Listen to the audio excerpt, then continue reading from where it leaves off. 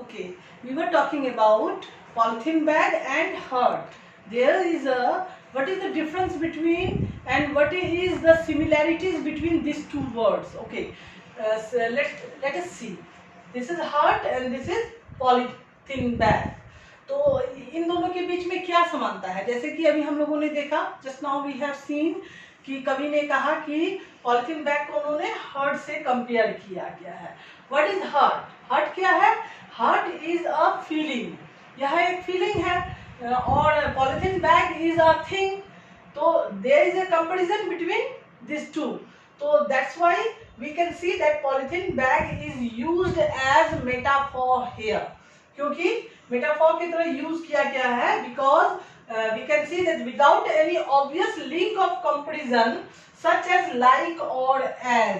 हम लोगों ने यहाँ पर पूरे कविता में कहीं पे भी like या as यूज नहीं किया गया है कि hurt as polythene bag या hurt like polythene bag या polythene bag like hurt, इस तरह का वर्ड हम लोगों ने यूज नहीं किया गया है. So that's why it is metaphor. लेकिन कंपैरिजन तो है. हम लोग पूरे पोएम में ही समझा रहे हैं, बता रहे हैं कि पॉलिथीन बैग जिस तरह से मेल्ट होके खत्म नहीं होता है, उसी तरह से हमारे जो अंदर में अगर कोई तकलीफ है वो खत्म नहीं होती है.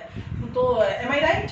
सो दिस इज अ कंपैरिजन. तो कंपैरिजन तो है लेकिन हम लोगों ने लाइक किया, एज कुछ यूज नहीं किया है. सो दिस इज अ मेटाफॉर. यह मेटाफॉर का एक एग्जाम्पल है जो पॉलिथीन बैग को हम लोगों ने मेटाफॉर की तरह यूज किया गया है. तो हम लोग देख रहे हैं कि हम लोगों को ये जानकारी भी हो रही है कि मेटाफॉर क्या है.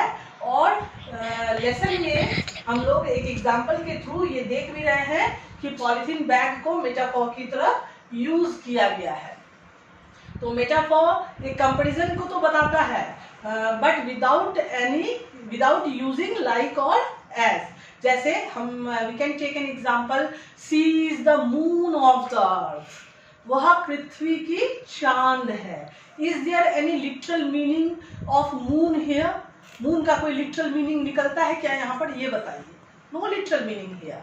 मून का मतलब तो चांद होता है, लेकिन हम लोगों ने एक लड़की को कंपेयर किया है चांद से. We have don't use here like और एज. हम लोगों ने ना लाइक यूज किया है ना एज यूज किया है. तो इस तरह से हम लोग देख रहे हैं कि हम लोगों ने मून को मेटाफॉर की तरह यूज किया है क्योंकि we are comparing that girl to the moon.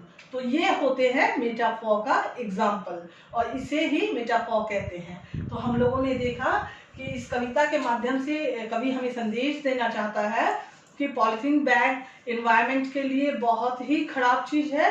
ये कभी मेल्ट होके ख़त्म भी नहीं होती है. हमें पॉलिथीन बैग को नहीं यूज़ करना चाहिए. उसी तरह से हमारे अंदर जो अगर कोई तकलीफ़ है उस तकलीफ़ को नासुर बनने नहीं देना चाहिए क्योंकि अगर तकलीफ नासुर बन गई तो वो कभी पॉलिथीन बैग की तरह खत्म नहीं होगी. तो इस तरह से we have read about polythene bag. Okay students, I think now you have understood this lesson. Thank you very much.